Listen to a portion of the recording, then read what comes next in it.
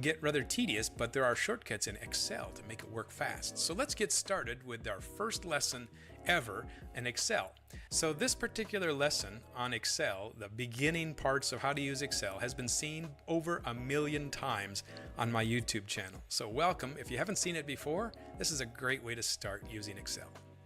We're going to use Excel to create a spreadsheet for our business. We're going to launch the program and start a blank workbook. Now, since this is the first assignment that we're going to do with Microsoft Excel, we need to go through some of the things that you see in any spreadsheet. First of all, a spreadsheet is designed and organized according to cells. Just like in the game Battleship, where you have columns that are letters and rows that are numbers, you can identify cells such as this one such as G6. To enter in information into a cell, you simply click it and start typing. And so I'm going to type employee payroll. Press enter, and you notice that this cell, even though it extends into column B, really it is only in A1. Now let's use Excel as a payroll. We're going to keep track of the hours that our employees worked this week, and we'll keep track of their wages. So first of all, we need to put some column headings in. So I'm going to put in the title, last name, and then first name, and then I'm pressing tab between these keys so that the selection moves to the right. Hourly wage, and then I'm going to put in the date. Let's say January 1st and press enter. Over here I'm going to say that this is the hours worked, and this is their total pay. So I'll just put the word pay. Now you notice you can expand a column by clicking between the column headers, like between D and E. Now you can see the whole word. The next thing you need to do is you need to invent some names. So you get to come up with about 20 names, maybe 15 for your employees. I'll type them in now. Now you can see that I've invented names.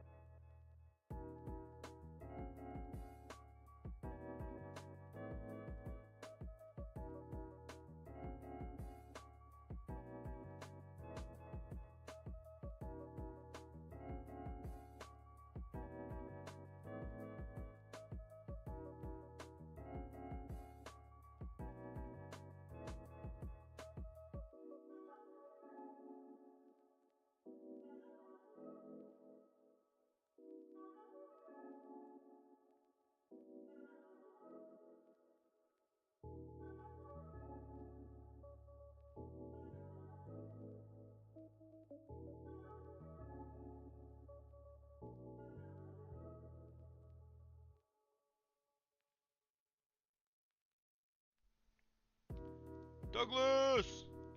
Douglas! I need 2 names. I need help. I can't think of 2 names. Who's your favorite actor?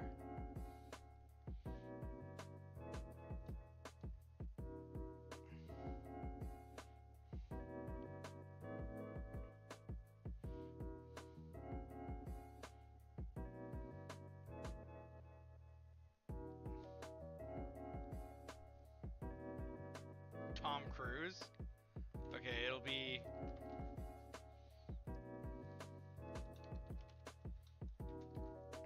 Instead of Tom Cruise, it's Tom Flight.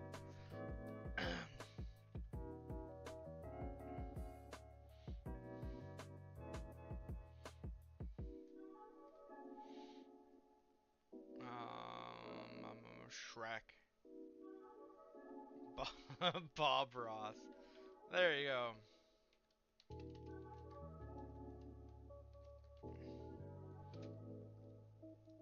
Tom Brady.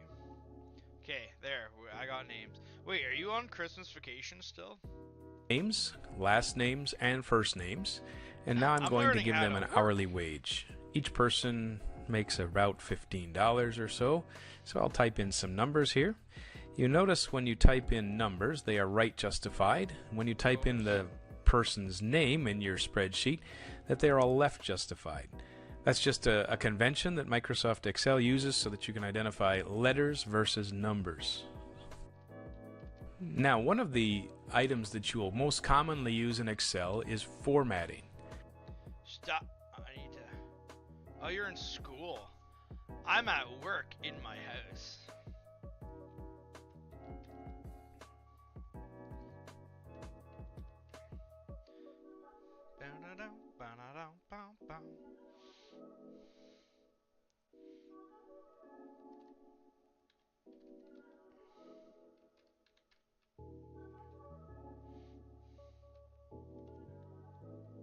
Charlie B! What it is?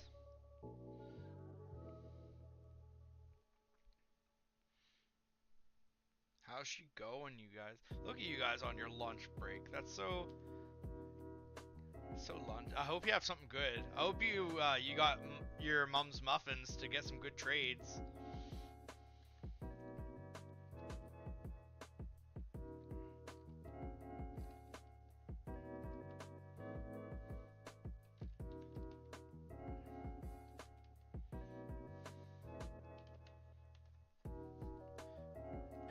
These are all hourly wages. I'm going to select this range with my mouse by clicking and dragging.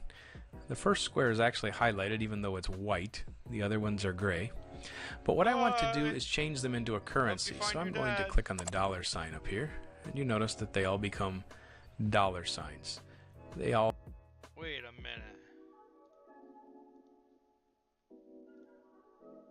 Ah, nice.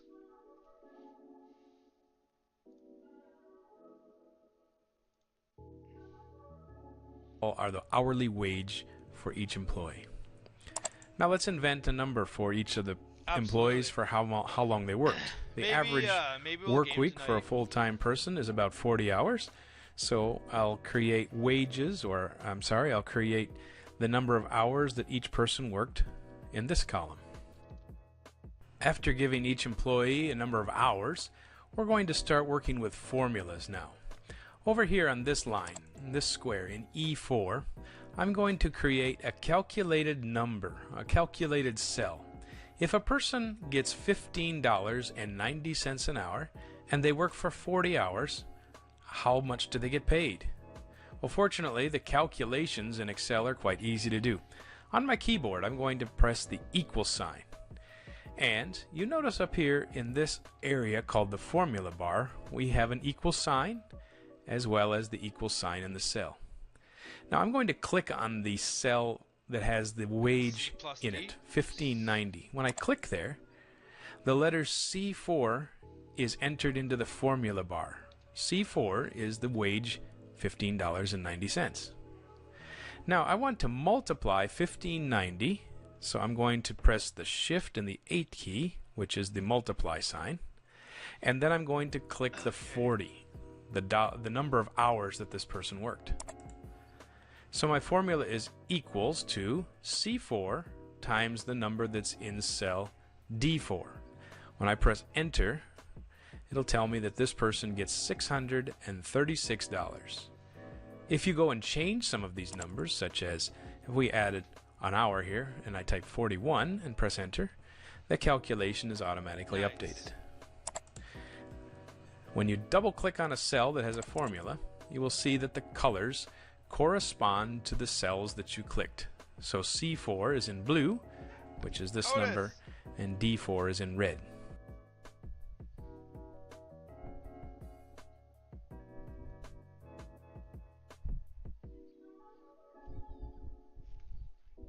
Otis, you downstairs? What's wrong?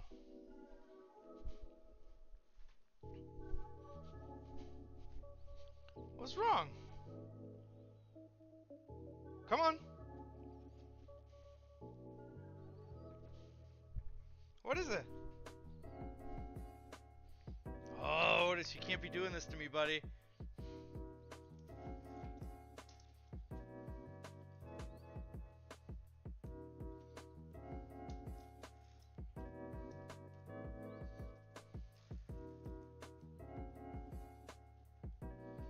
What are you doing? Do you need to go pee? Do you need to go pee? Sorry guys, I'm downstairs letting my dog go pee. Go pee.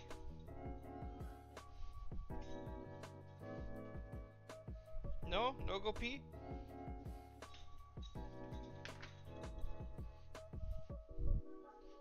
What? Come on. Let's go upstairs. Good boy. What? What? Oh my goodness, what a baby. What? Is there a ghost? Is there a ghost? Get up on your bed.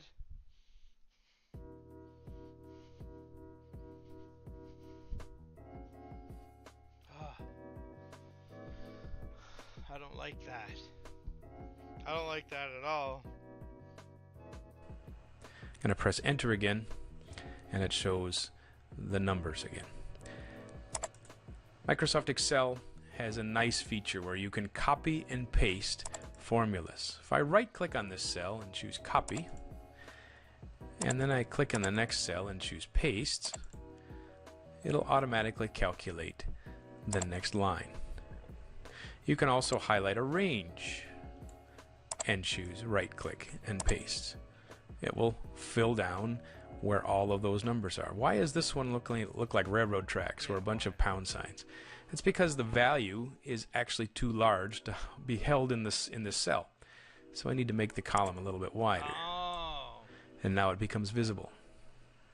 Another way to fill down, if you want to, you can go to the corner of a cell where there's a little green dot, and if you click exactly on the corner and drag your mouse down, it will also fill down the values in that column. And so now I've quickly calculated the pay for every single employee. One more thing that we're going to do with this formula is we're going to add a few lines at the bottom. I want to know who is the maximum, press enter, who is the minimum, press enter, what is the average pay, and what is the total pay. These numbers, max, min, average, and total, are just labels. But over here in this column, I'm going to put in a corresponding formula. Microsoft Excel has hundreds of formulas that are predefined. Here's one of them. You type in the equals sign, and then you type the word MAX. And you notice that these automatically are drop-down menus that show that this is one of the formulas that Excel knows about.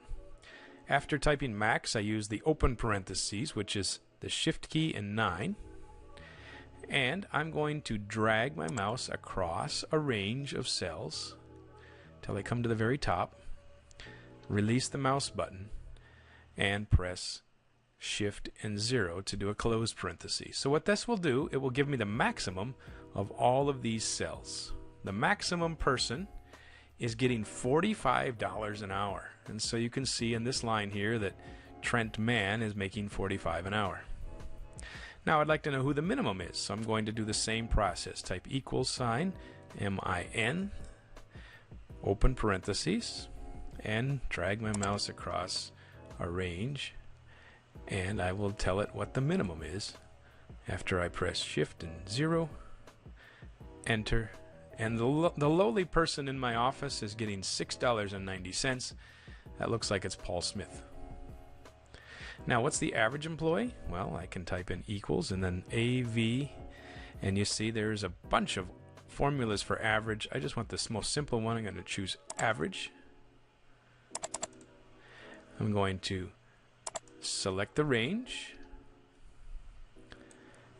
close parentheses, and press enter. The average employee makes $16.48.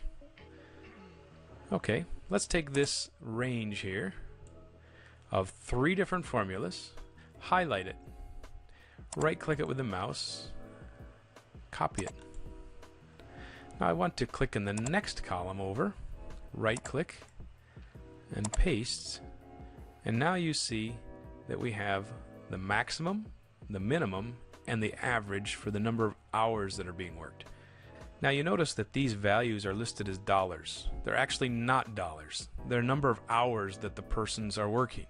So I want to change these formattings back to general numbers. Up here in the ribbon, where you will find the number formatting area, there's a small arrow that if you click it will bring up a dialog box that shows all different types of formatting for numbers. I'm going to select general and click OK. That's cool. Now, why does this number have so many decimal places in it? It's because we are computing an average. It would be nice if we would just round these off to maybe the 10th place or the 100th place. So let's go to these zeros here, and we're going to decrease the decimals that we're rounding to. So to the nearest 10th is good enough for us. So now we have the number of hours, maximum, minimum, and average for our employees here in column D. For column E, we could also find the maximum, the minimum, and the average as well. So let's highlight this group. I'm going to select this bottom right corner, drag to the right, and it fills to the right now, and it shows me that these are the maximum dollars that someone made, the minimum dollars, and the average. Once more, these are dollars figures. These are not hours. So let's change these to the dollars format. So I'm going to click up here on the dollar sign. And now we have the average, the maximum, and the minimum in the salary for this week. So now we've created the maximum, the minimum, and the average for each of these columns C, D, and E. We haven't done anything yet with the total. For the total, let's find out what the total number of hours worked was, and let's find out what the total number of wages that we've paid is.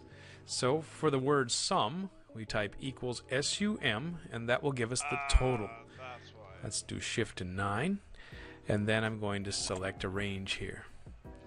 I'm going to select all of the hours worked, close parentheses, and enter, and you'll see that there were 695 hours worked in my shop.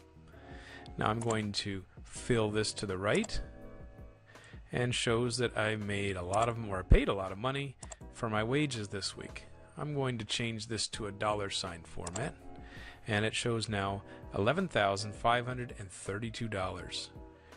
The last thing we should do is put our name at the top. So maybe C1 is a good place. Type in your name, press enter, save the spreadsheet, Ahoy, print it, crow! and you're done with assignment number 1 for Excel. Look at this. Welcome to assignment number 2 for...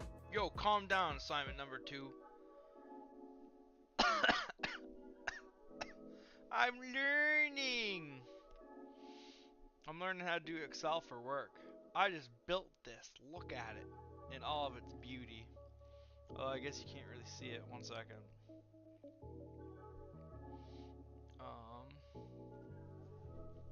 How do I make it better looking?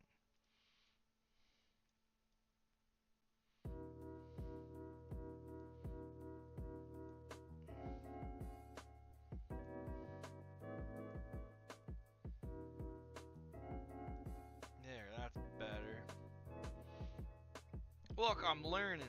Microsoft Excel. We're going to extend assignment number 1 using the payroll spreadsheet that we had created earlier. What I'd like to do in this assignment is add a new formula using the if formula and also adding the idea of paying overtime to our employees. So you notice here in column D that we have the number of hours that each employee worked. The first employee worked 41 hours. We're going to give him a bonus for his extra hour of overtime. So I'm going to start by inserting a column here in column E. If I click the column header, the entire column is selected. Wow. I can right-click on the column header and choose the Insert button, and it will now give me a new column to work with. The first column, column D, was the hours worked. Now I'm going to say this is the overtime hours. Exciting. The overtime hours is a calculated field, so let's come up with a formula that will tell us how many hours extra that this employee worked. At first it would seem simple. We would just say equals the number of hours the person worked, subtract 40, and that will tell us how many hours of overtime this person has. It works great if you have 41, but there's some errors if you have less than 40. I'm going to fill the column down, and you will see that when we come to Paul Smith in row number 8, he actually gets a -1 hours. It's a negative hours that he's worked. That doesn't seem to work too well. Yeah. What we would rather give is Paul should have 0 hours of overtime, not a negative number. So let's revise the formula a little bit. So let's go up to here, and this time I'm going to type in an equal sign with the word if. If is a command that says let's take a logical test, and a logical test is either an equal sign, greater than, or less than, and then we'll give it a value depending on if that test is true or not. And if it's false, we'll give it a different number. Watch how this works. The question is if his hours worked is greater than 40 and a comma. The value, if it is greater than 40, should be his hours worked minus 40, a comma. What? And if he worked less than 40 hours... Whoa, slow down. Help. Then, D4 would be minus 40, close parentheses. There, and drag this one all the way down. False. What? Then let's just give him 0 for this column, which would be 0. Oh, that's why.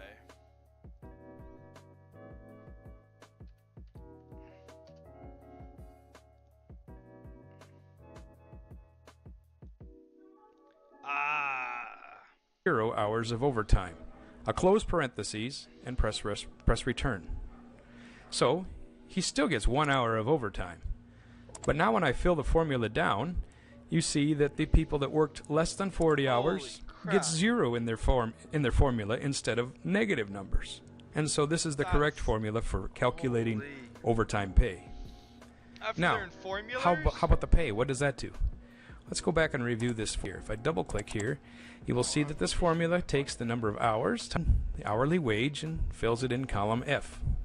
That's great, but now we give them a bonus for working overtime. So let's create a new column and call it overtime bonus.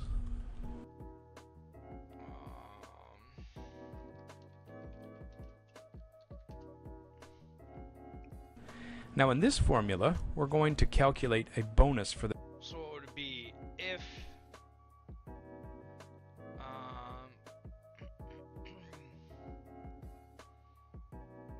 for every number here, it'll be like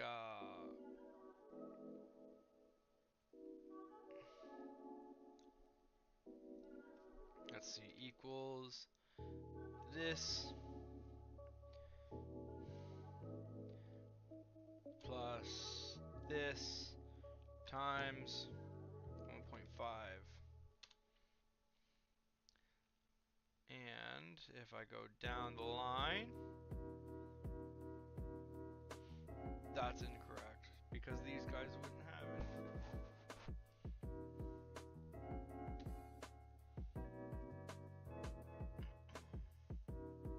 Equals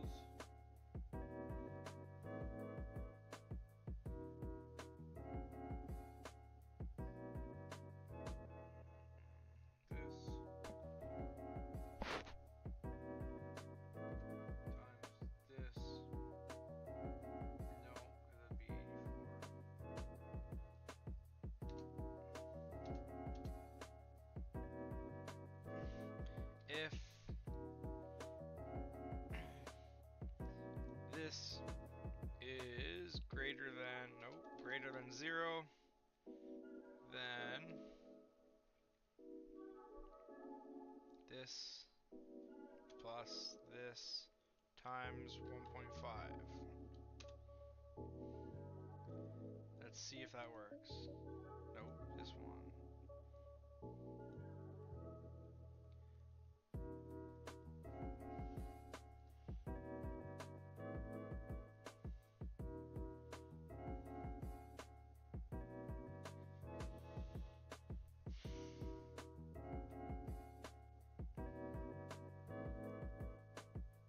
Let's see.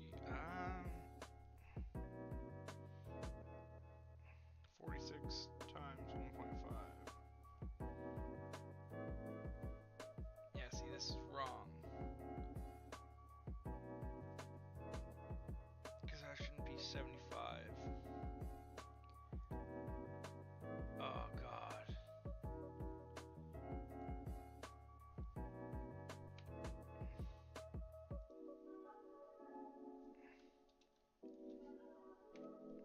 Okay, let's see what he The does. number of overtime hours they worked.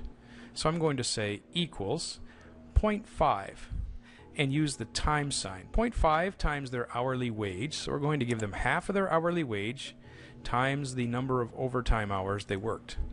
What that does is it gives us a formula Oh to my give them God. time and a half, or 1.5 times for each hour that they kidding worked me? overtime. Press enter. So since John Kern earned 1 hour of overtime, we give him his full 41 hours of pay, plus an extra 50% of his pay for one of those hours. Let's fill this down and see what we have for the rest of the people. Some of the people have 0. This one got no extra time bonus No overtime. because he worked 39 hours. Yeah. Some of these people worked 40 hours and still got 0 time. Why? Because the formula is about how many hours beyond 40 that we're calculating. Gee willikers. So they got paid their full wage for the first 40 hours. Now, how about the total pay? Let's put in a new column. The total pay is simply equals to their regular 40 hours of pay plus their overtime bonus, and a return. And let's use the fill down option. Some of the numbers are too big, so we will expand the column. And this is their total pay. Down here at the bottom, we calculated maximums, minimums. Wait, what did I just miss? Fill this down and see what we have for the rest of the people. Some of the people have 0. This one got no extra time bonus because he worked 39 hours. Some of these people got filled down. The bottom option equals to their regular 40 hours of pay plus their overtime bonus. Oh, duh. This equals to this plus this.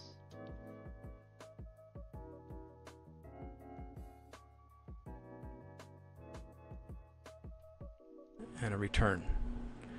And let's use the fill down option.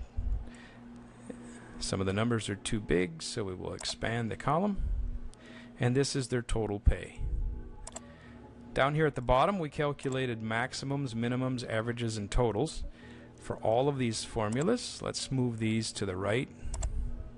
Calculate the totals now, and we can see what everybody earned, including their overtime. Welcome to assignment number. Holy!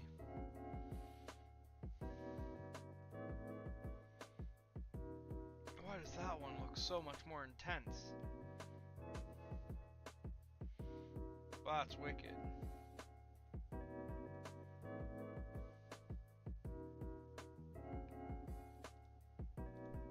Yeah, because calculate the overtime was literally, yeah. So it's 0.5 of that, 0.5 your wage, times the hours of overtime, gives you the overtime bonus. And that is just total pay plus overtime.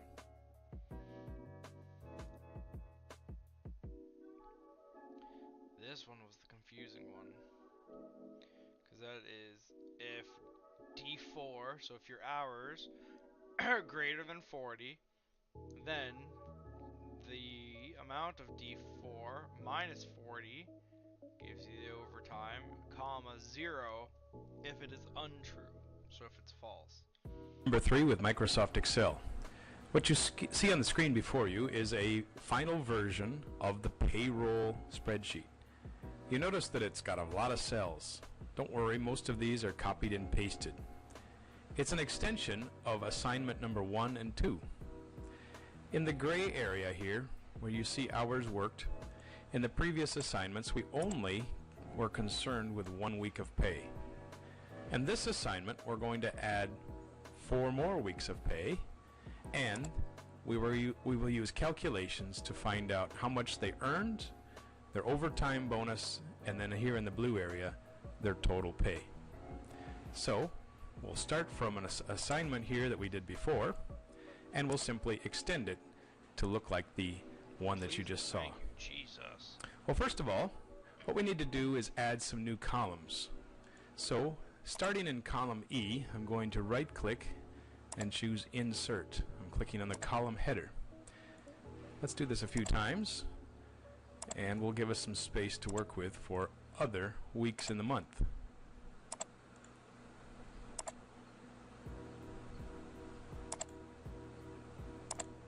Now, starting here in column E3, I'm going to add 7 days to this date.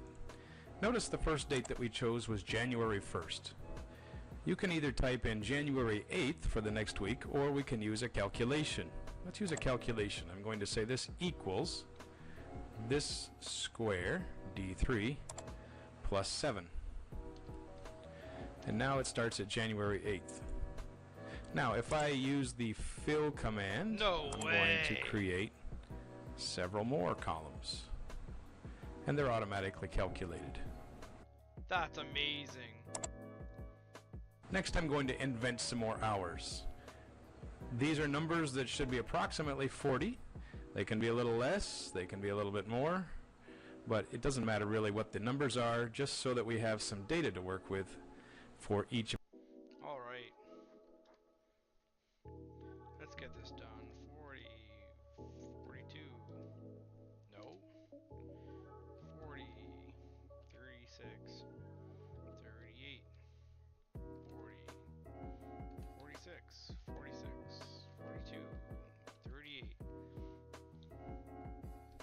40,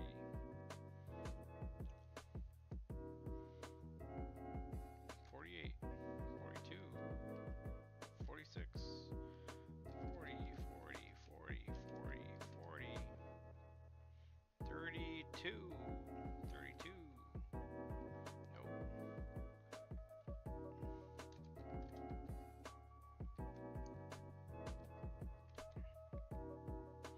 20.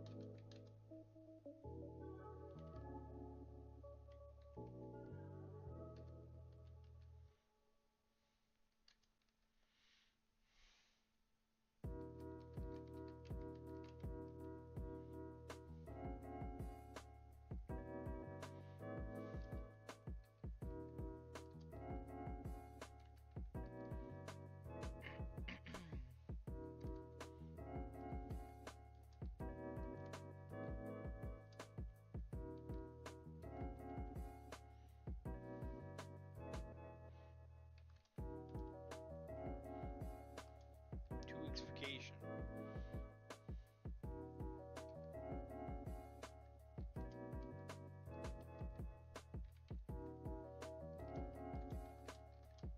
Bob Ross is doing good. Employee. Now we've reached the end of our data for the number of hours for each employee. It looks like I've created one extra column here in column I, so I'm simply going to remove it by choosing right click on the column header and delete. Now let's go to the overtime hours.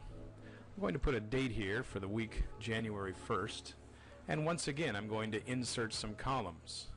You can actually insert columns more than one at a time. If you highlight 4 column row headers and choose insert, you get 4 new rows. What? Wait, what did he just do? The fuck did I just miss?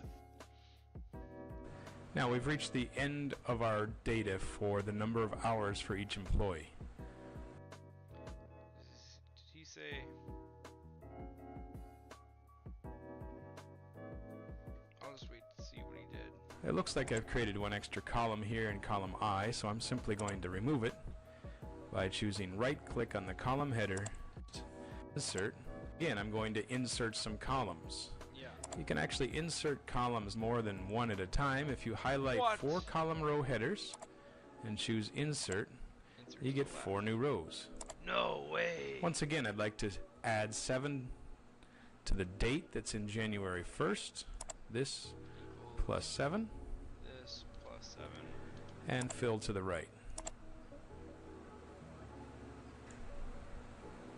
Now let's add some overtime hours. Now I want to calculate the hours of overtime for each week. Well, we've already done this in the previous assignment with this famous if formula. If D4 is greater than 40, then give us the value D4 minus 40, otherwise give us 0. I can take this entire block and copy it. I'm going to right click on it, choose copy. No way. And I'm going to right click on the next square and choose paste. So now it's calculating the overtime hours for the week of January 8th. Let's double click on this cell, and you notice that we are now calculating the overtime hours from this blue square, the 42 hours from January 8th. So the formula automatically adjusted for the column letter. This is using cell E4. I'm pressing escape now, double clicking on this one, and you notice that this cell was using the cell D4 as its source for its numbers. So when you copy and paste, Excel automatically assumes that you are relatively addressing columns somewhere else in the spreadsheet. So if this is one cell to the right, then the next one is one cell to the right. I'm going to copy and paste again, so I'll copy this row here, copy and paste it, copy and paste again, and paste again. So now we have overtime hours calculated for every week. Now when you start to get a lot of cells on a spreadsheet, it can get confusing looking at so many numbers. So Excel allows us to paint the cells in certain colors. These cells here that I'm highlighting now are all related to the number of hours that they worked. Let's give them a color. Let's paint them all something gray. Okay, so these are all. So now you can see that they all belong together as a block. Worked.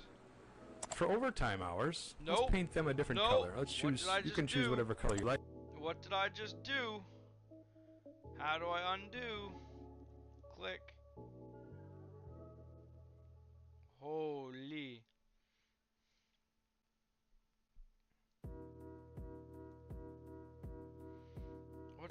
What does that do?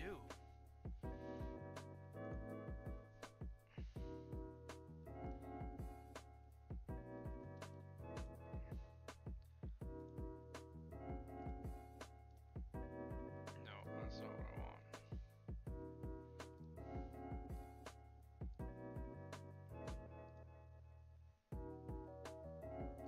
There. But I'm going to choose some kind of a salmon color. And now we're going on to calculate their pay. This pay here really is the pay for January 1st. So the week of January 1st is what they got paid here. Yeah. Now I'm going to calculate the pay for every week. So let's insert about, how many? 3 more columns? And let's do once again equals the previous date plus. Wait. No. Undo that. Ah, no. Undo, undo. Give me my lines back.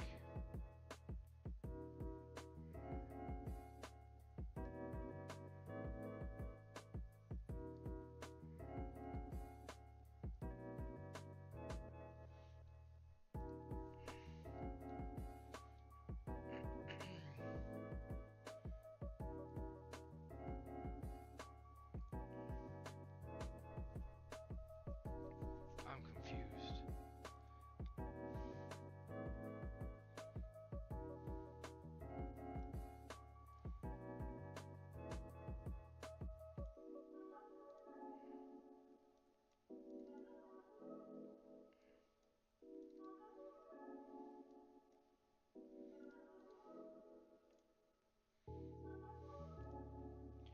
Why?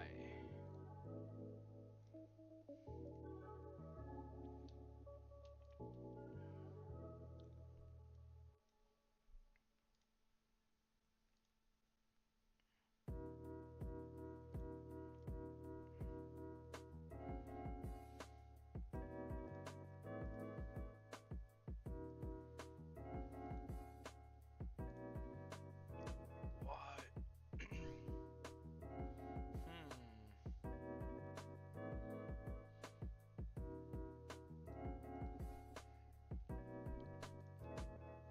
Whatever. 7.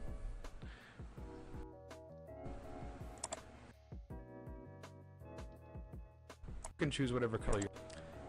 This pay here really is the pay for January 1st. So the week of January 1st is what they got paid here.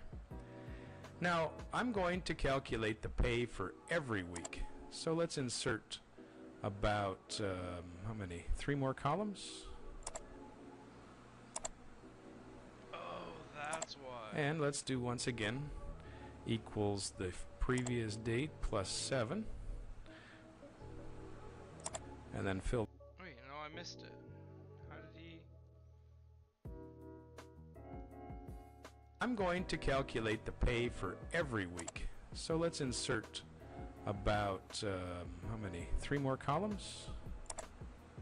Oh, because he did this and to the left. And let's do. There we go.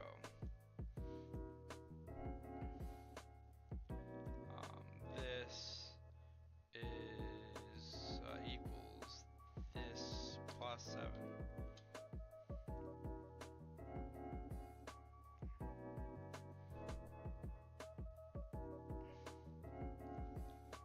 Once again equals the previous date plus 7. And then fill that formula to the right. Looks like we need 1 more column. I'll fill this one to the right. Now, how did we calculate pay? We simply took 2 numbers from their hours and the wage. Hours worked, which was 41, times their wage. We're going to find something new here.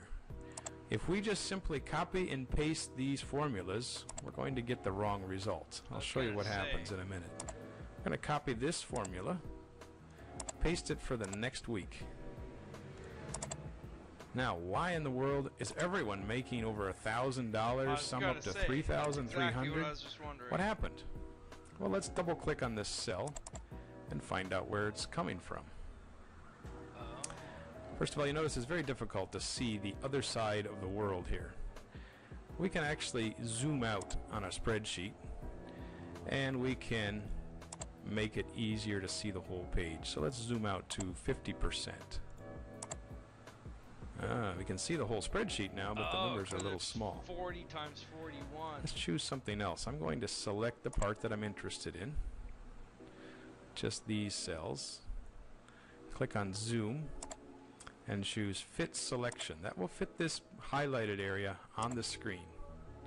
So now I can see hourly wage all the way to the last formula. Wait.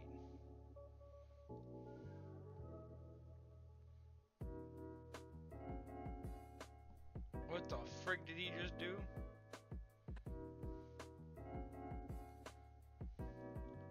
I don't have a... Let's see, I wanted this.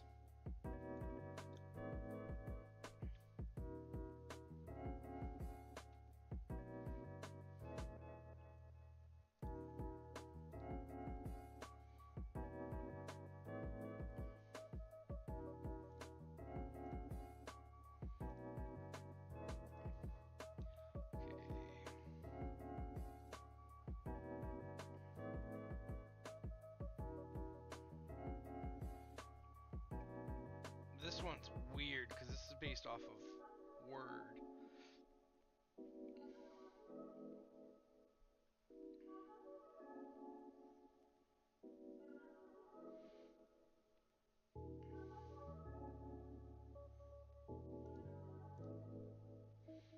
Whatever, I don't need that one.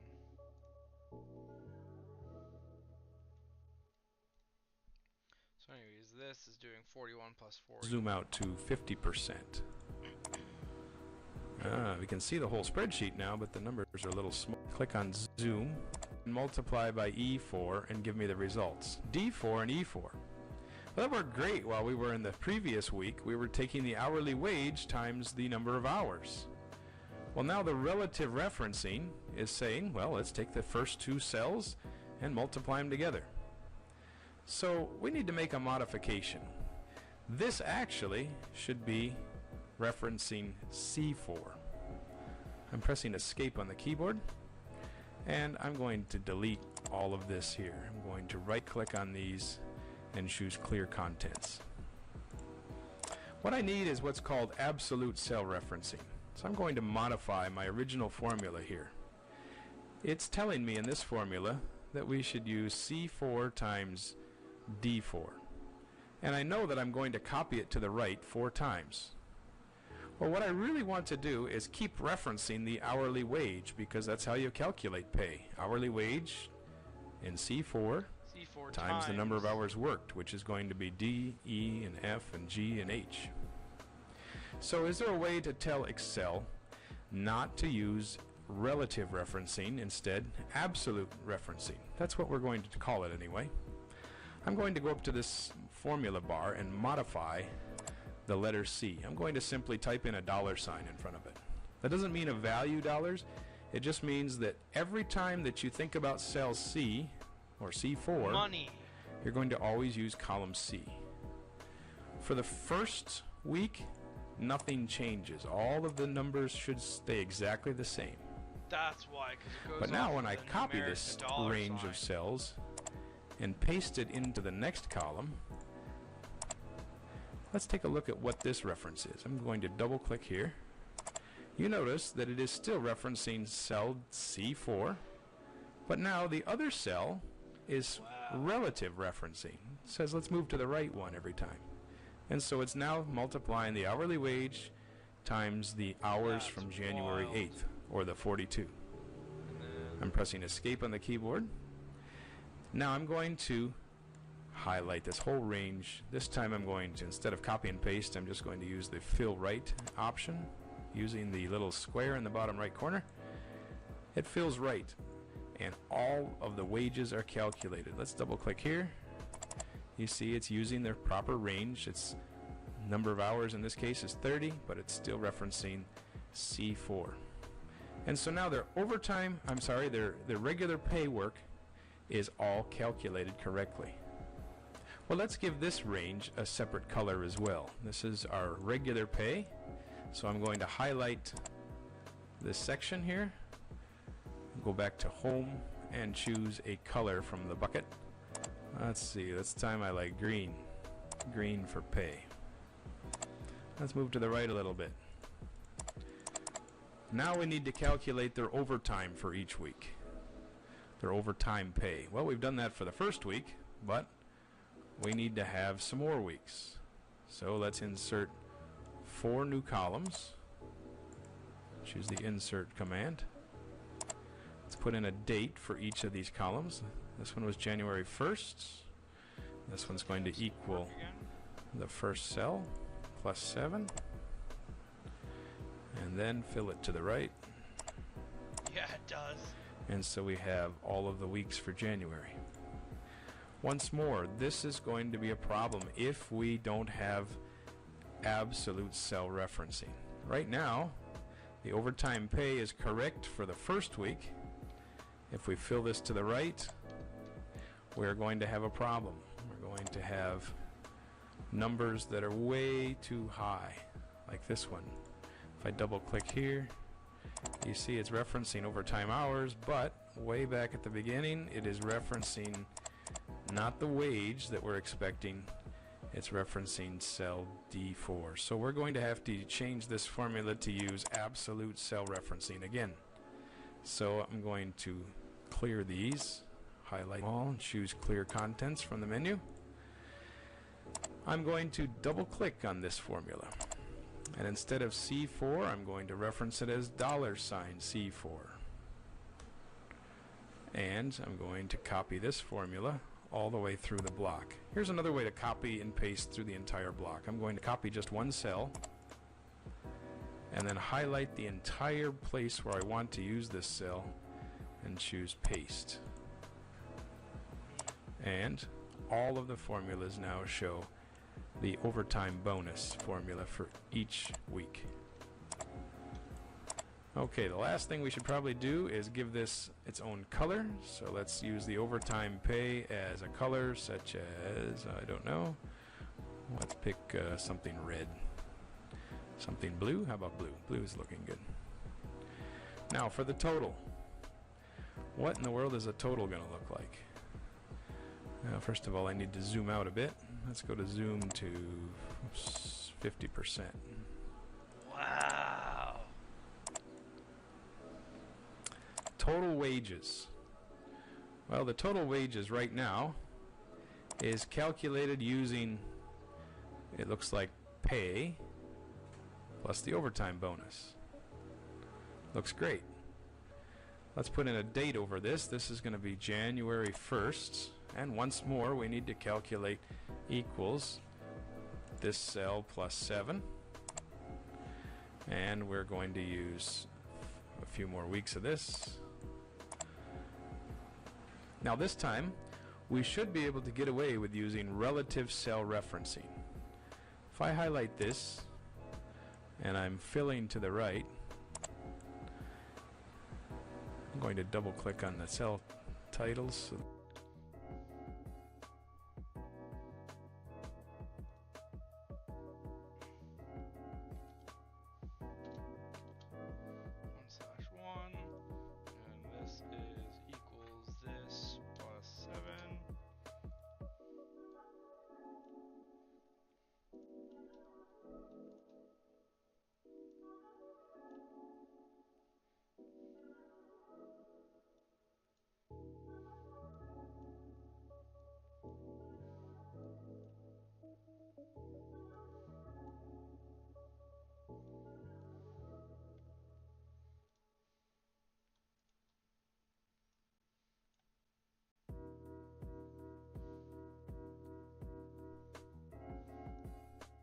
That they all adjust to the proper width.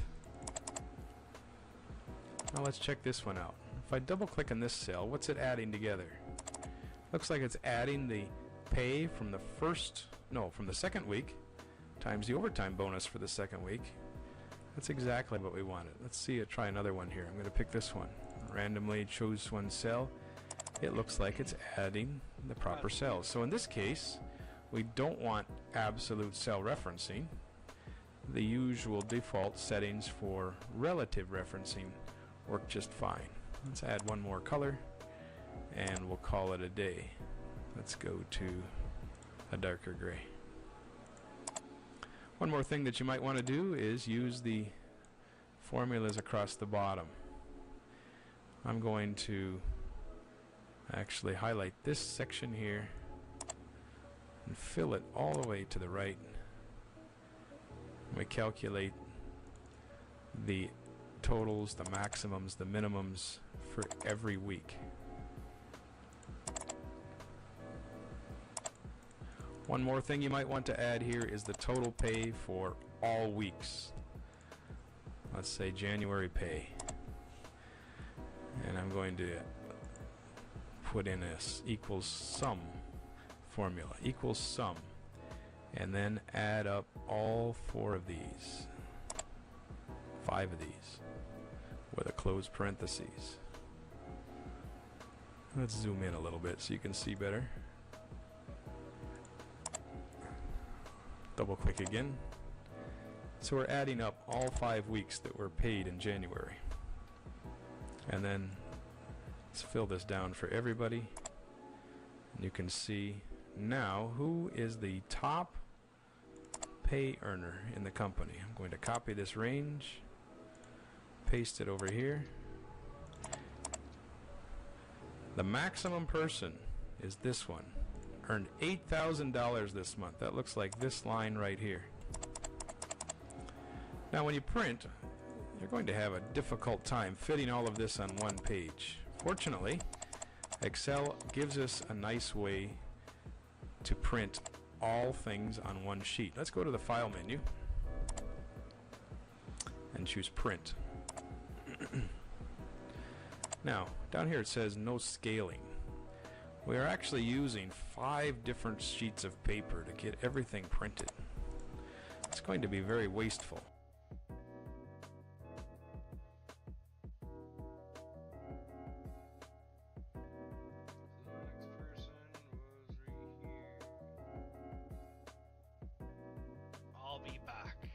I'll be back made the most money, folks.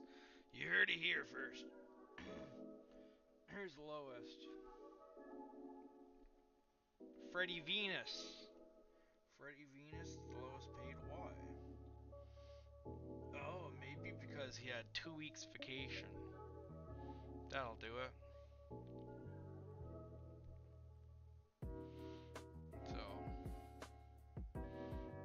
He's making a fairly decent wage. He's making a little, yeah, below average, but for the minimum 13, he's making a few dollars over minimum wage. That's wild. Who's making the average? 37.87. Where are you at? Oh, obviously, it's not gonna be. But 37.80. Blue Jay Williams is making the closest. Don't do that. First of all, we can turn the paper sideways, so let's change the orientation to landscape. That helps a little bit. Now it's only 4 pages wide. It says scaling here. We can say this. We could fit all of the columns on one page, or fit all the sheet in one page. Let's try that. Okay, it's very small. Seems to work though. Let's save it and print it as this size. The next lesson we're going to do. Calm down.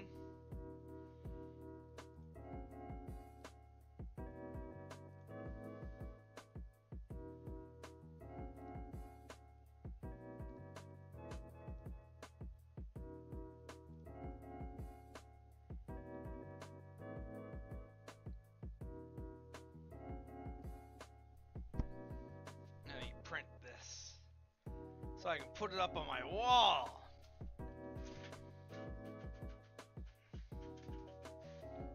Wow. That's really small. Look what I did.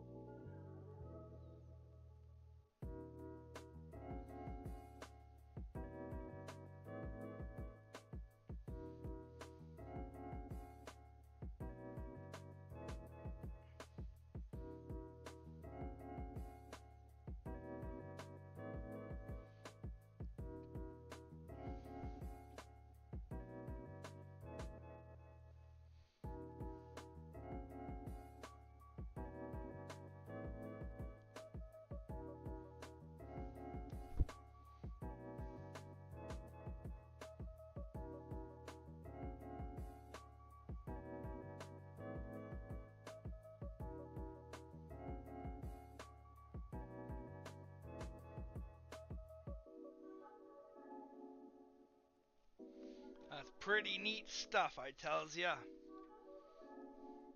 I like that. That's cool.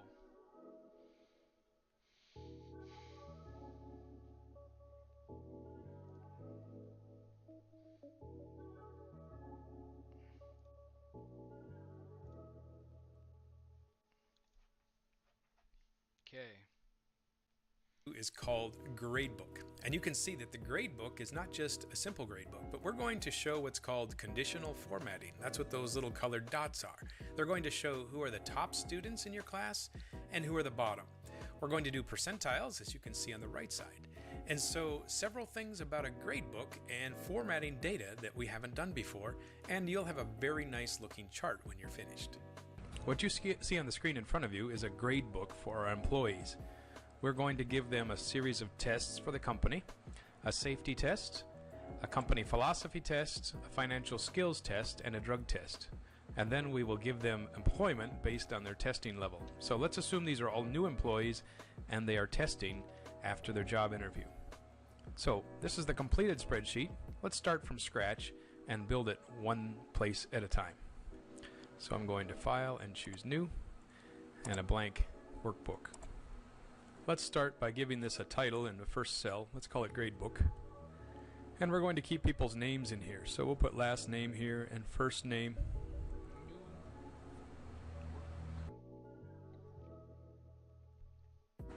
Calm down.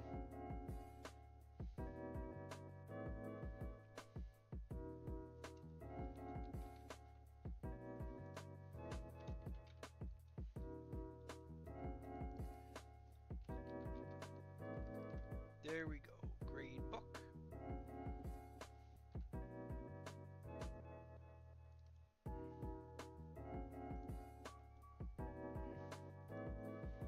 Oh, that's cool.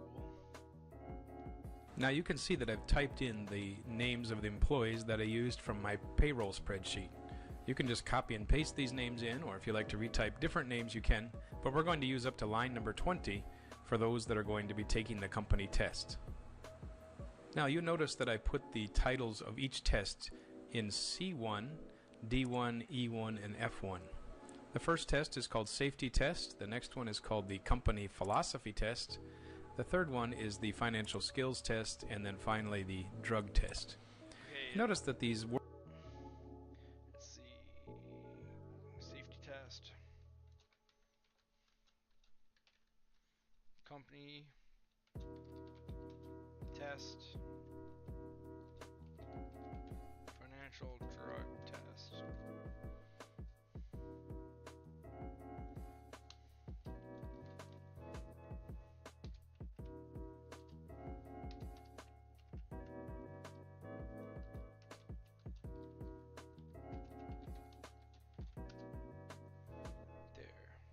all run into each other. Let's do a format on these cells to make them fit better. I'm highlighting all 4 cells, and up here on this button, it's called Orientation, I click it, and let's choose Rotate Text Up. And now each of these cells is written vertically. No way.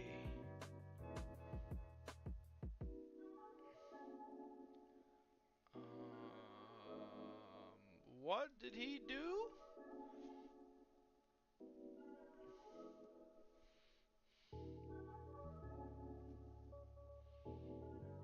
What?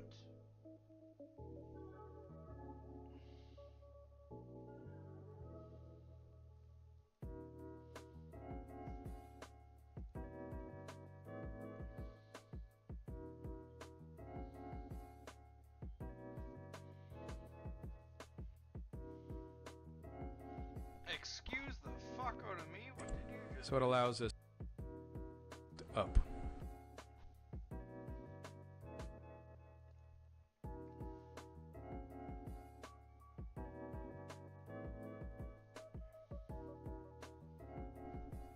How?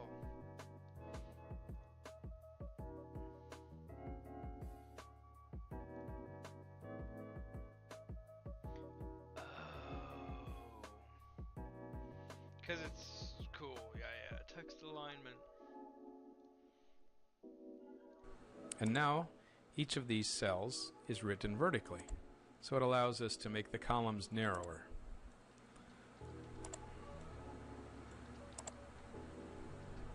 Now, how much is each test worth?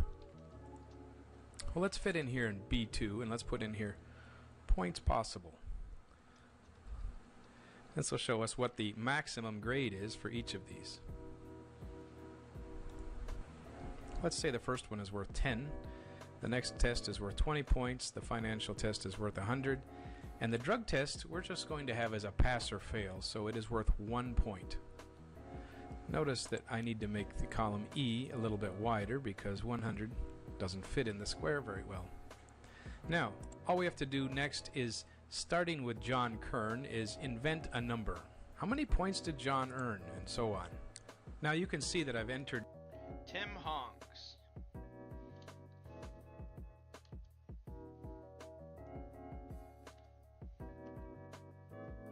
What?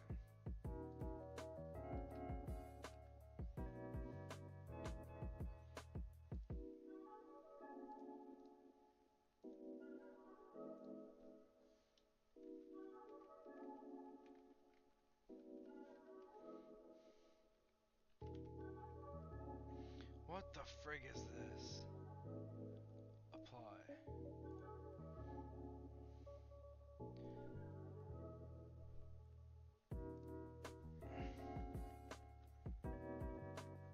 What the frig?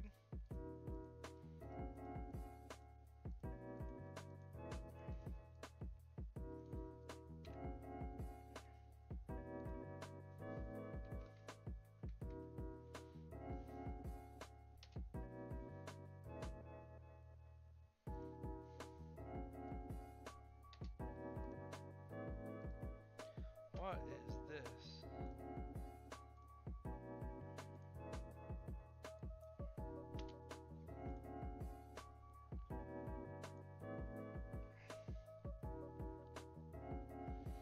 Wait.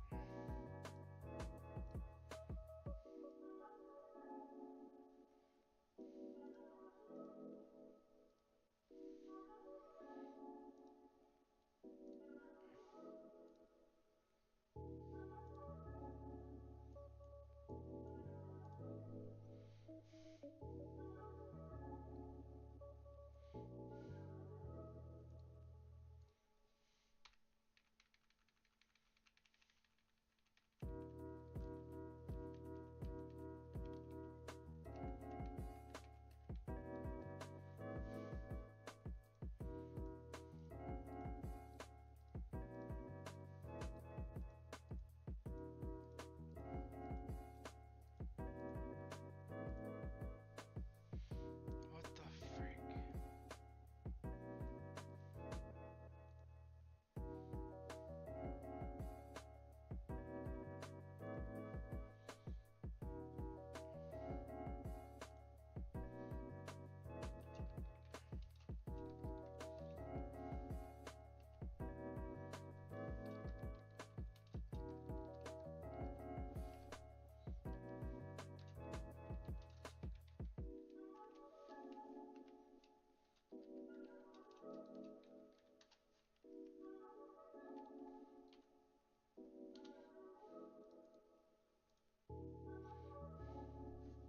Oh no.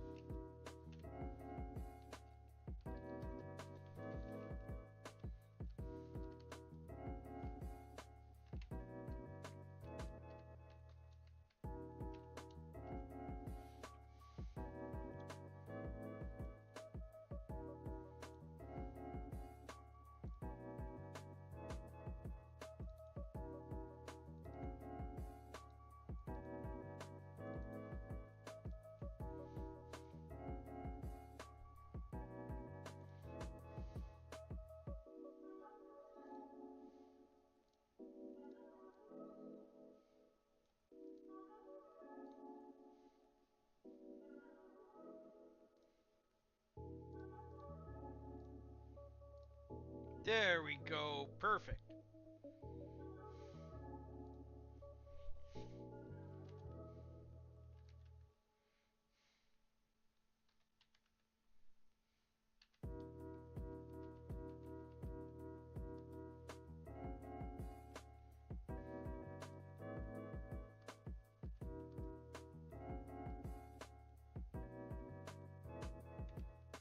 Yo, Flower, what's going on?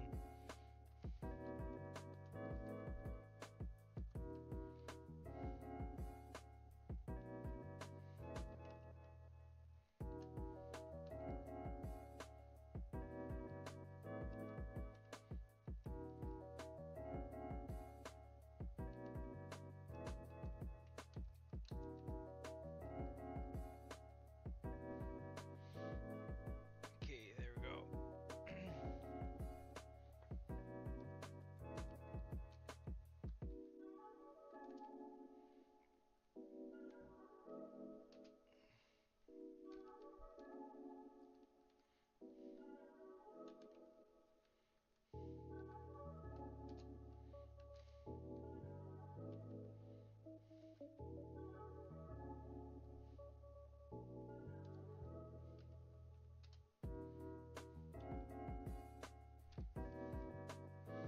20.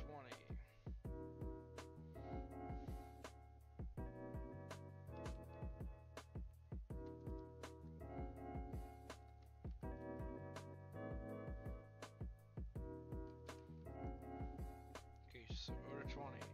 15, 13, 18, 19, 24.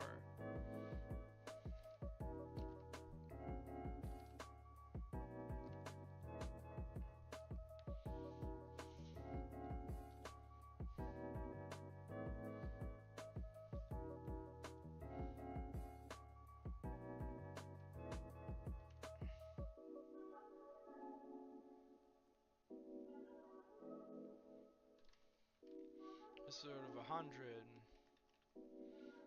88. 64. 92. 86. 74.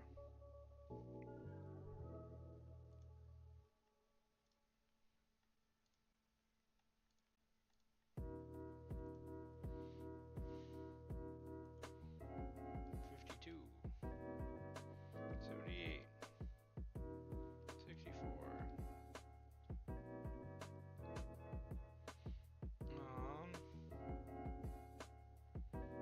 92.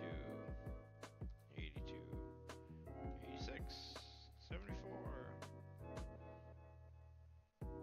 90. 96. Perfect. Numbers for every one of my employees. So the maximum is 10. Nobody has more than 10 points, do they? Oh, Trent Mann got an 11. But then over on this side where it says drug test, you notice that everybody has a 1 or a 0. So there are 2 employees that got zeros. That means they failed their drug test. Next, let's calculate the percent that they earned for each of these tests. I want to take the titles and copy them. So I'm highlighting all 4 of these. Right-click on one of them and choose copy. And let's put them in the next area over. How about column H? We'll start with column H. Now, what would be the formula for a test and the percentages? Well, you would take the equals, and we'll take this number 10 and divide it by the points possible. Divided by 10 and press enter. This turns out to be a 1. Actually, I wanted to say 1%, so I'm going back to the ribbon and choosing the Home tab. And you'll find in here the formatting for percentages. There's a percent sign.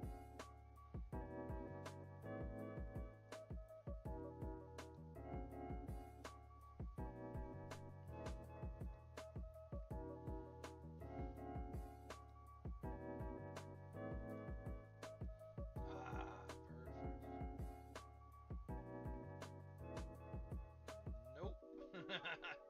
That doesn't work.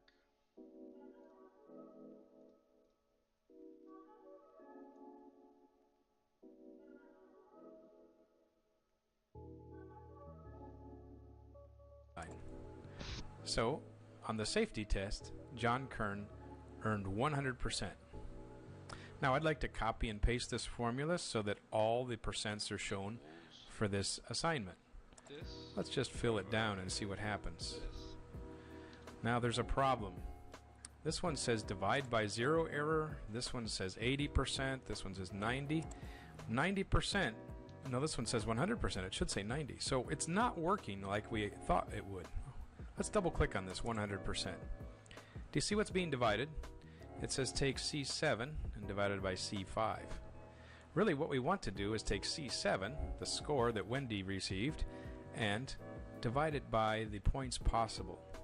And so this error is what's called a relative referencing error. It's counting back 2 cells and dividing by 2 cells above it. We need to use absolute referencing here to get the correct results. So I'm going to clear these and try again. I'm going to right click and choose clear contents. What I really want is to take equals the cell here of the points that John earned and divide it by this number with an adjustment. I want to absolutely choose row number 2 every time, so I'm going to put a $ in front of 2. And so now when I fill down, it's going to always reference row 2 for all of these assignments. And so indeed we get the correct answers. There is 110% listed here. That is correct because Wait. Tra- What did you do?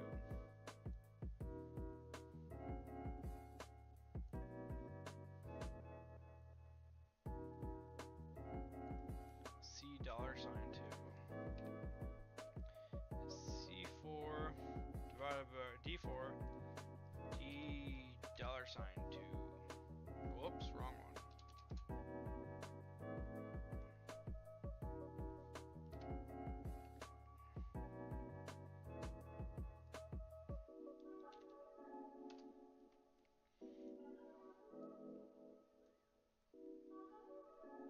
Then bring that back to percentages.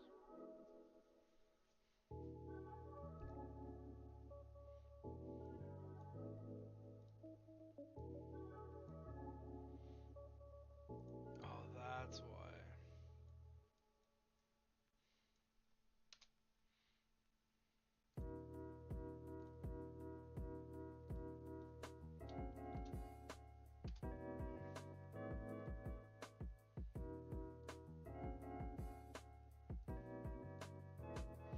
So I did it correctly incorrect. and so now when I fill So I did down, it divided by 10. it's going to always reference row 2 for all of these assignments. And so indeed we get the correct answers. There is 110% listed here. That is correct because Trent earned in 11 points. Now I should be able to just copy and paste these cells or use the fill command and calculate all of these numbers immediately. Notice the drug test is either 100% or 0%. And so now even though the tests are all worth different points, we scored each of them with percentages. Now it would be nice to tell at a glance which of these students or which of these employees is doing extremely well and which ones are failing. Let's highlight a set of test scores. Let's do the first one here. And I'm going to do conditional formatting. Conditional formatting will color the cells according to the numbers that are inside. So Okay, what? on my ribbon, I look for conditional formatting. And in this case, I'm choosing icon sets. This set here is like a set of traffic lights. It's got red, yellow, and green, and then a black one. No way.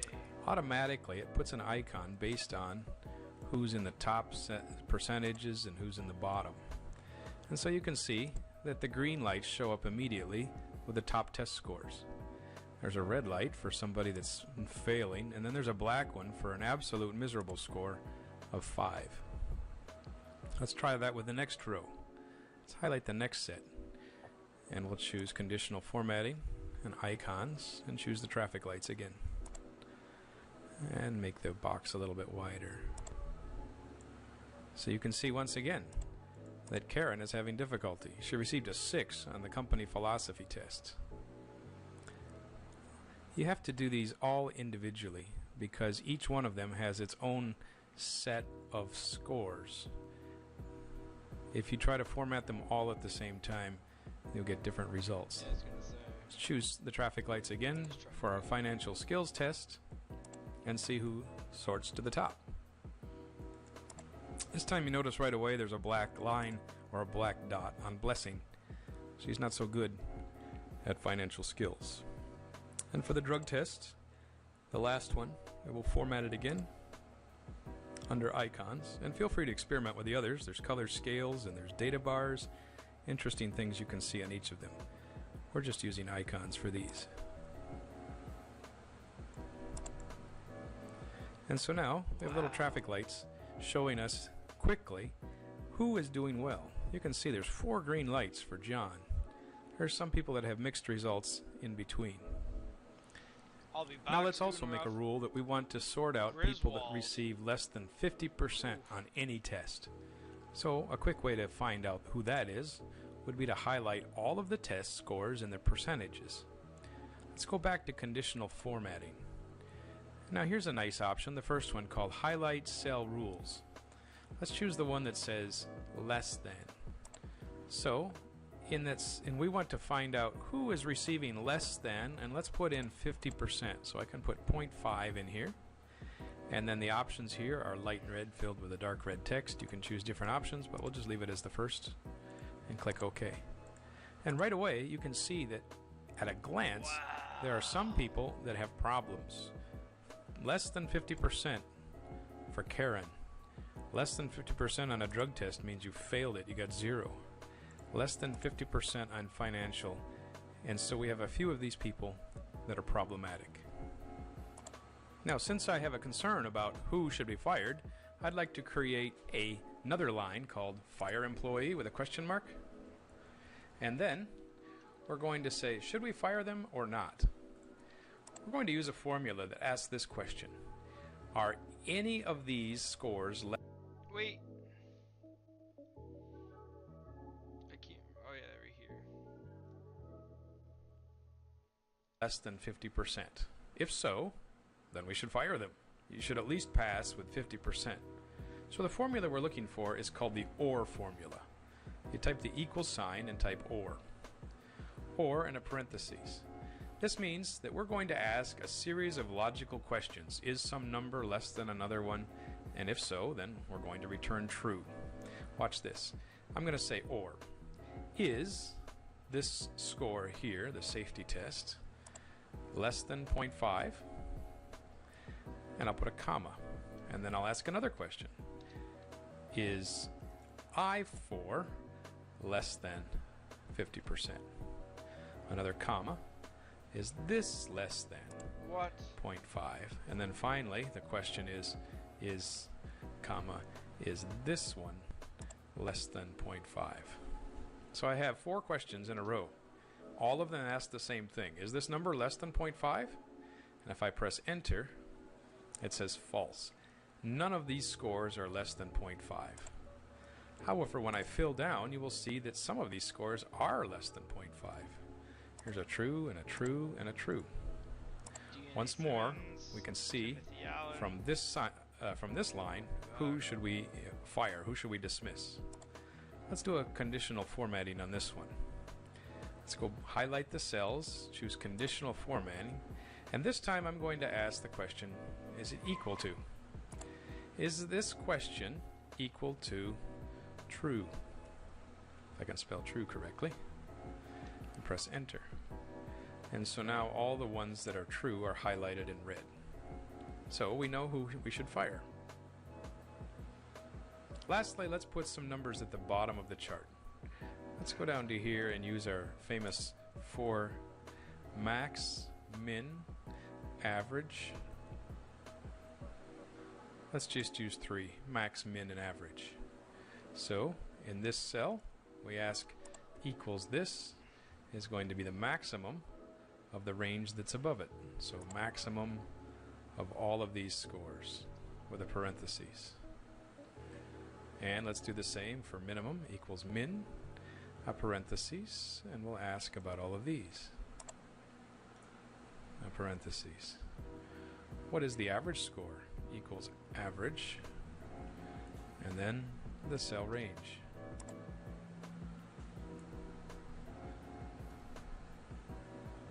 And then we can use the fill right option to show what the average is for each.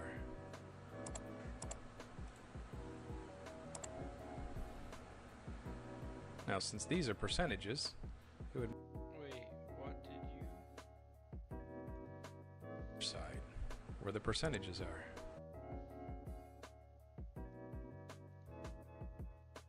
Coffee?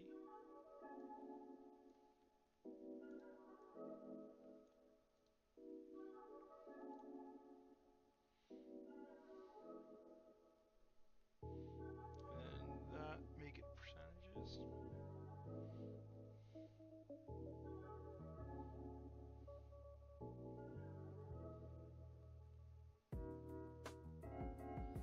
Yeah.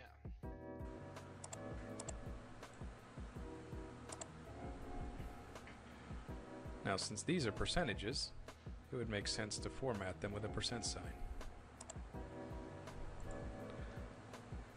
Let's create a chart that shows all the graphs of each of the scores from the safety test. I'm going to highlight safety test. And now, let's go to Insert. And let's choose a chart. Here's called a column chart. And the What? Insert.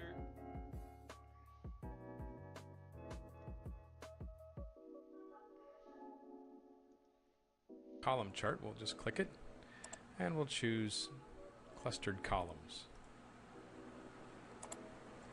And slide it over to the side. Now, we're missing some things on it. We need a chart title. Double click where it says title, and we can change it to call it safety test. We also need to know who are the people taking the test. We just have numbers at the bottom, so it'd be nice to change that. After we have the graph on the screen, it would be nice to show the actual names of the people as well as the numbers, or instead of the numbers. Right here we just have employee numbers at the bottom. Let's right click on the graph and choose select data. Now when it says here horizontal axis labels, let's change that. Let's edit that. Now it's asking us what is the label range. It's asking us for a range of cells. What?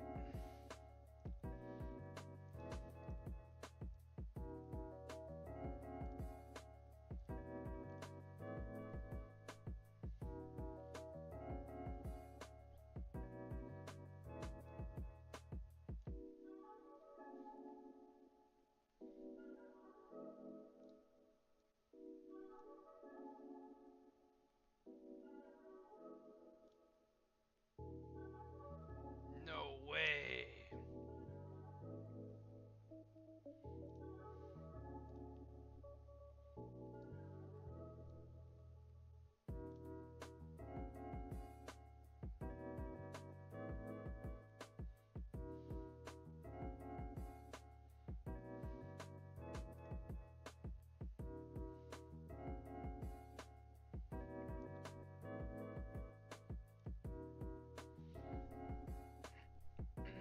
So we can either type it in, or we can just simply go over here and click on Kern and drag down to Underhill. You notice as I do that, it's telling me that from sheet 1 the range A4 to A20 is going to be used, and click OK, and click OK again. And so now you see all the people's names at the bottom. Yeah. So we've created a test graph, the safety test.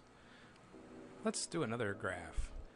Let's do the company philosophy test. So highlight the scores, go up to the insert button or the insert options, and let's choose another chart, another column chart, and slide it down below this one. Let's give it a new title. Let's call it the company philosophy test.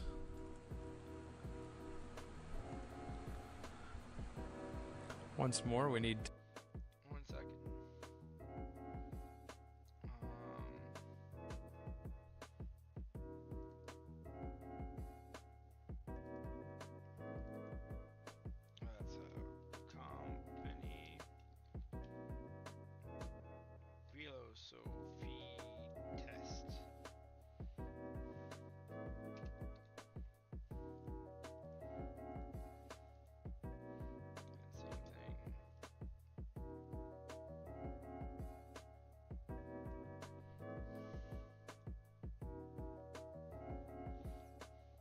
to add these labels in so that they are the names instead of the numbers. So let's choose Select Data.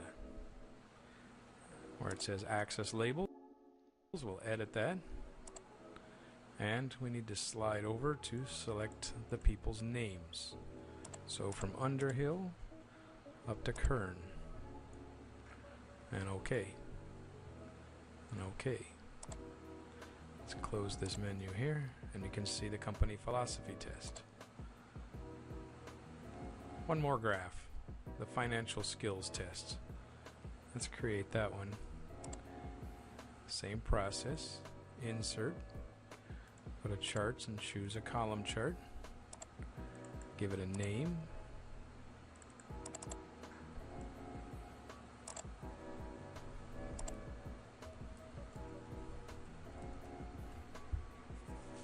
And let's give the names at the bottom something instead of numbers.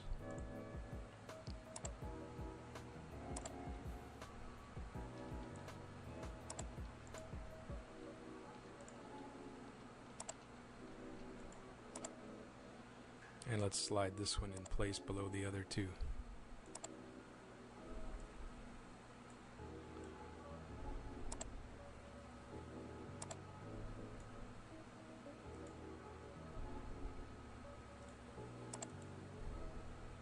Okay, that brings us to the finish of this gradebook test. Let's save our document and print it. Once more, when you print, be careful that you don't print on thousands of pieces of paper. It says we're using 6, so maybe I'm exaggerating. Let's change a few things. Let's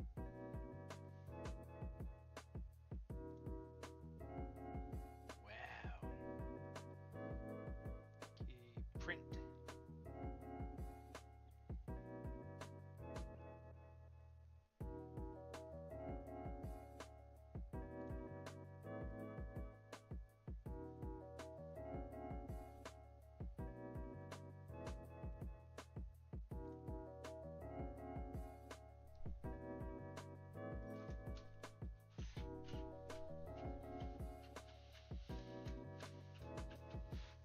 Wow, look at that.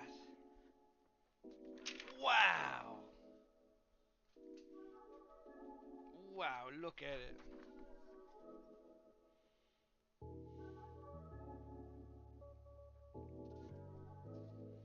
That's beautiful.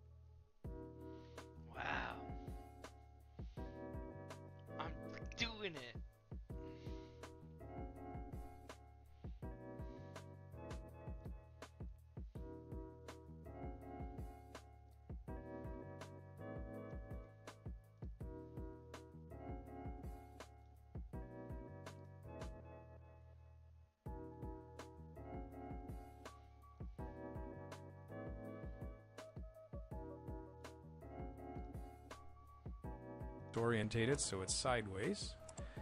Let's see if we can fit this to one page.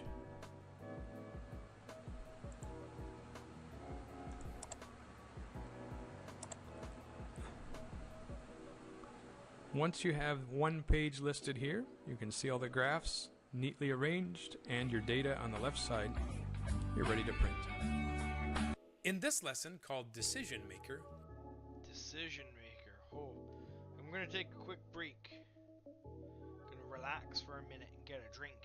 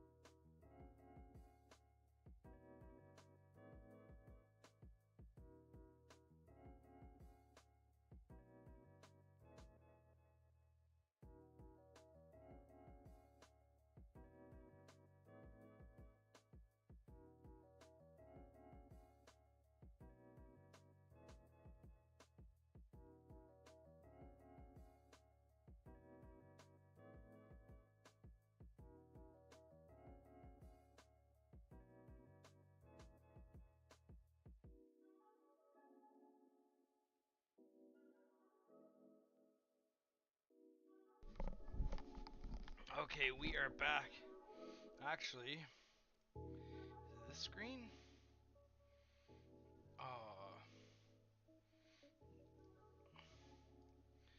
Oh, really? Here, 1 second.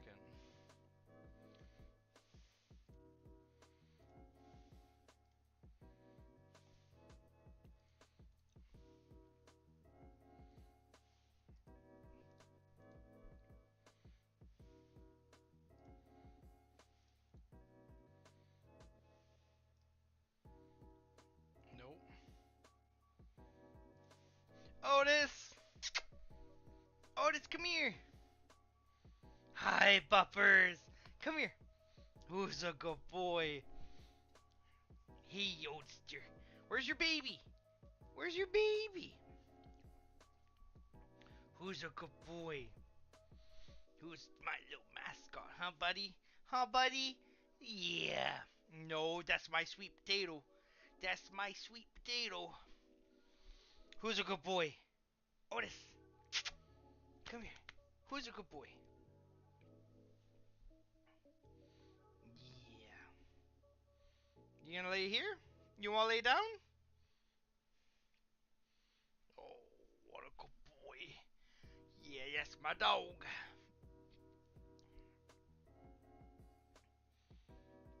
What a good boy. What a good boy.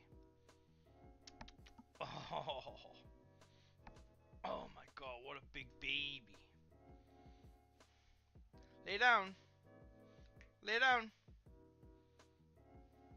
Yep, sit. Good boy.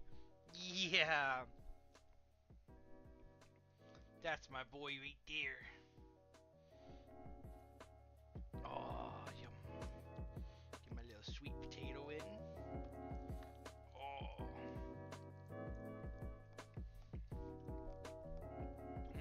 Sweet potato with mustard.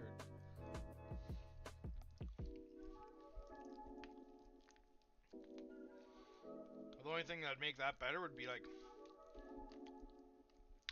sugar-free maple syrup.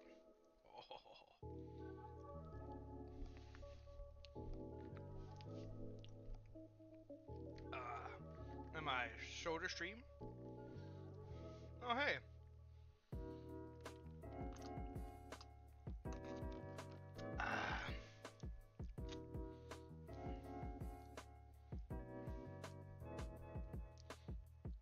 I just realized this is here.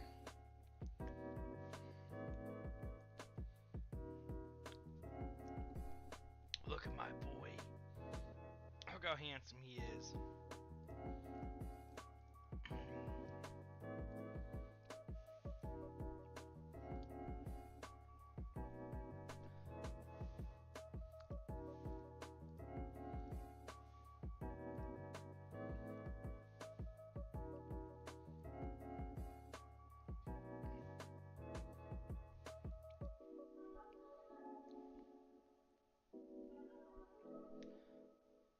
Are you kidding me?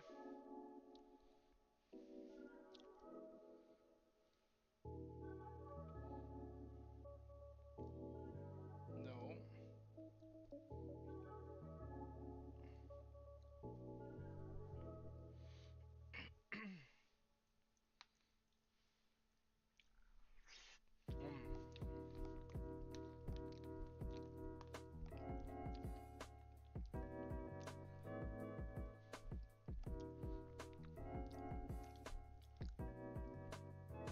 Okay, let's We're start going to decision maker. create a scenario where you're supposed to pick a job, and we're going to weigh different factors based on your opinion. So, pay, the amount of jobs that are out there in the job market, how much you enjoy it, how reliable the job is to you, and various factors.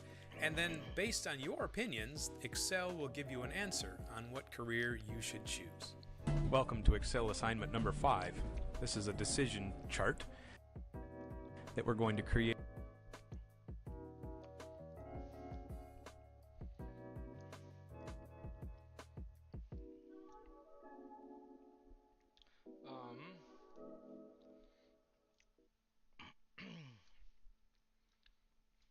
Using Microsoft Excel.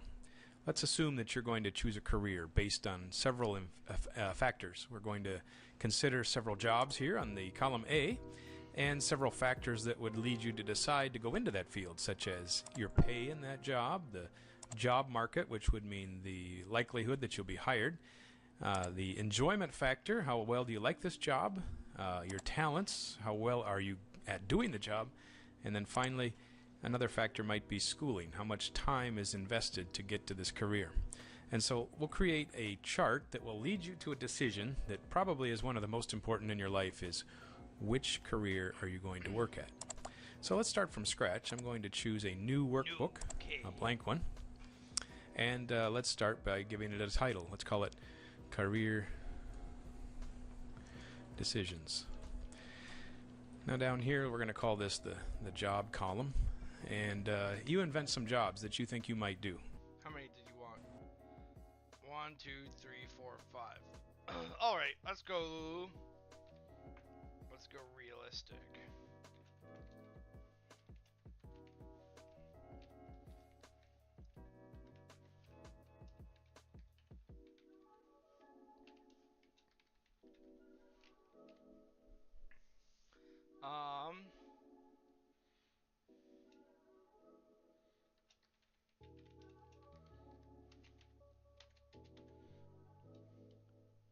You know, I could do jobs that I've done before.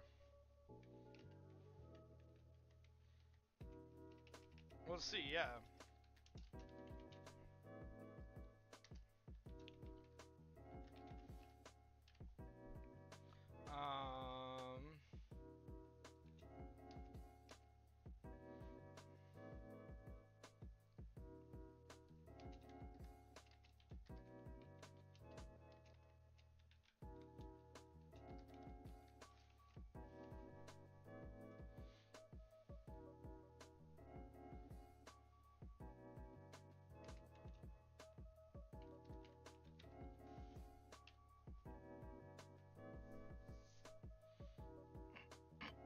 What else did I used to do?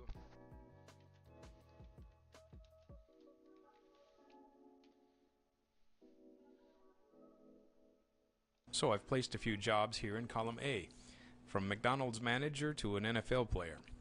Now that's a large variety of types of things that you could possibly choose. You might have different ones. Now let's put in the factors that would lead you to decide on one of these. Obviously, pay is an important factor. I've placed other factors into the chart as well. Not only pay, but job market, the enjoyment, your talents, and your schooling that's required. So now, under the column pay, let's assume that a 5 or some number large is the best that you can do in the career, and a 1 is the worst. So a McDonald's manager, let's put him down near the bottom. A doctor's probably doing pretty well. Let's give him a 4. NFL, let's assume is the best, it's a 5. Engineer's probably pretty good as a 3, and a truck driver might be a 3 as well. And then for the others, job market, likely, you probably can get a job there. A doctor, once you get your school, you're probably guaranteed a job. And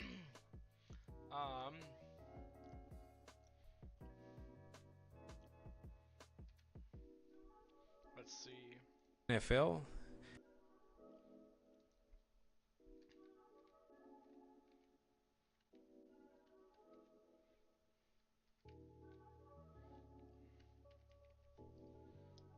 probably the worst of the factors, because hardly anyone gets to that level. Engineers, they've got very good job prospects, and truck Oh.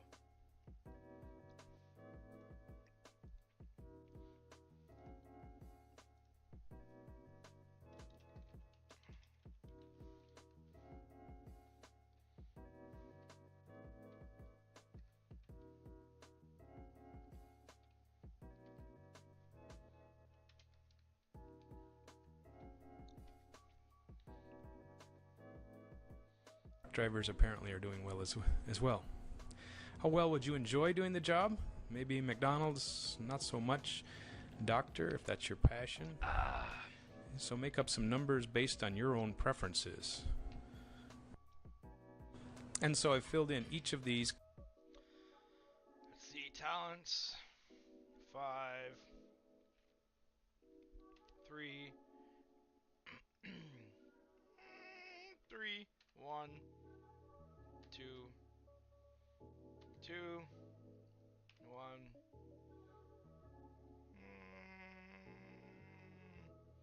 4, 2, 2. Categories based on what I think about each of the factors. Now it would be simple just to sum up the lines here, so I'm just going to put SUM and then add up all of these together. And then we'll fill down to see what kind of results we get. So this is telling me that number 19 is the highest. I should choose engineering to be my job. However, there's more to the decision.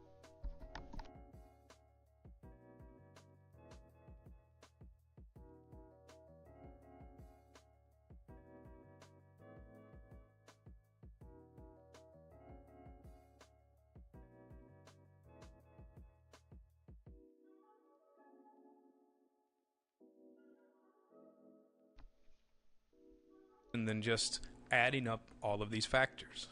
This assumes that every factor is equal, such as the amount of pay you get is just as likely to influence you as the job market. Well, in fact, job market might be more important. It's nice to have a high-paying job, but if you can't get it, then maybe job factor is a more important decision than you thought it was. Let's add some new columns.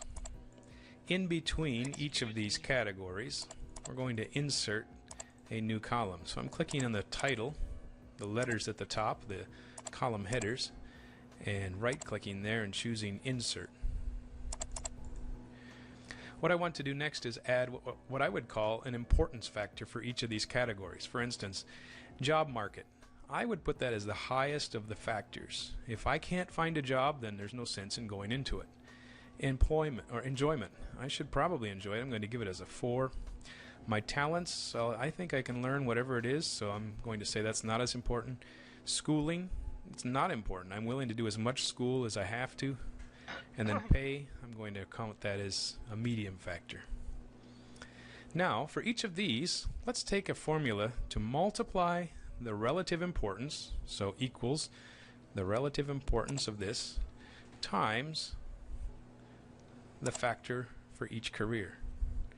Now this is going to require a absolute reference. So where it says $C4, I'm going to put a $sign in front of the 4 because I'm going to reference this number in the blue every single time after I fill down. So filling down here shows now the importance of the NFL 15 is somewhat moderated now.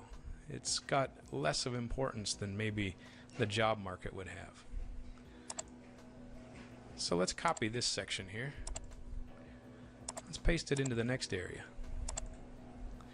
And paste it into the next area. And continue on.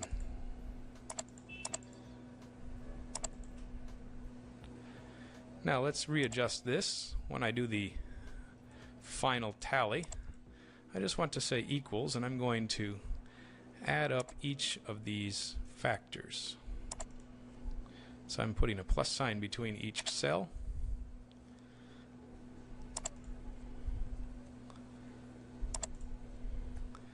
And then I will fill down in the last row. Let's give it a title and call it total. So once more, 65 shows up as the most important of the jobs, at least according to my criteria, a 65. One more final touch might be to color code each of these areas so that they stand out distinctly one from another. Now looking at the totals, let's do a conditional formatting on these numbers. 1 second.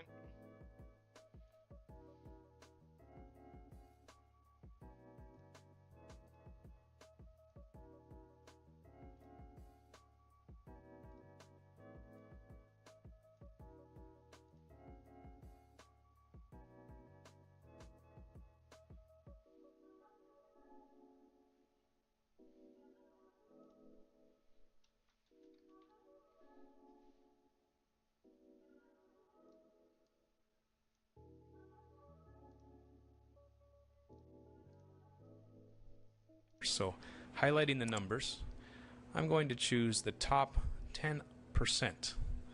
That'll show basically the first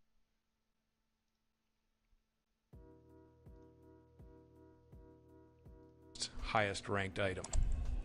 And so 65 is the highest number in the list. That shows which one comes out on top. Engineering, by the way, is what the computer decision chart recommends for me. Let's see what you have. Print your work, put your name on it, and you have a decision now of what your career will be. In this lesson called Sales Report, we're going to summarize a large amount of data. We're going to have This one was kind of lame.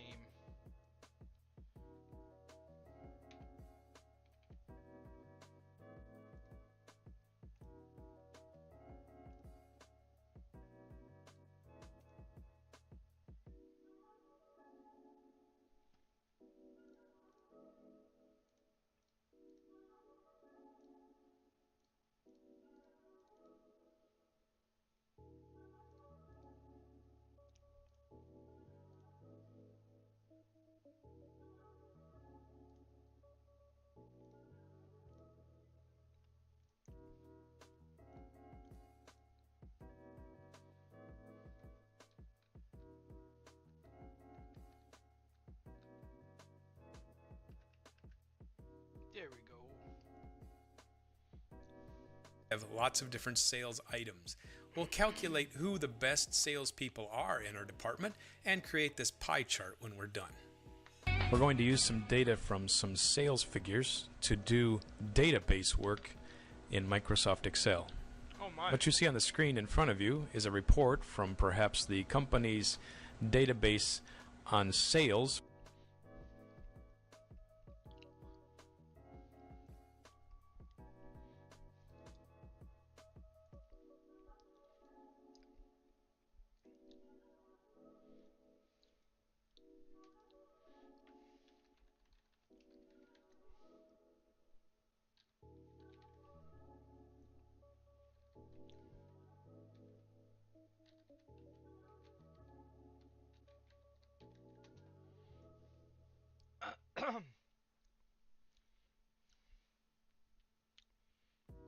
For a store, you can see that there's a lot of columns and a lot of rows, so you don't have to type all these things in.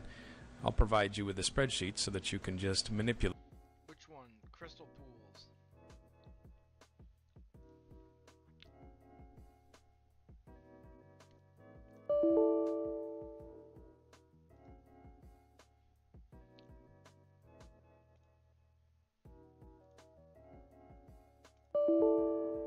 What?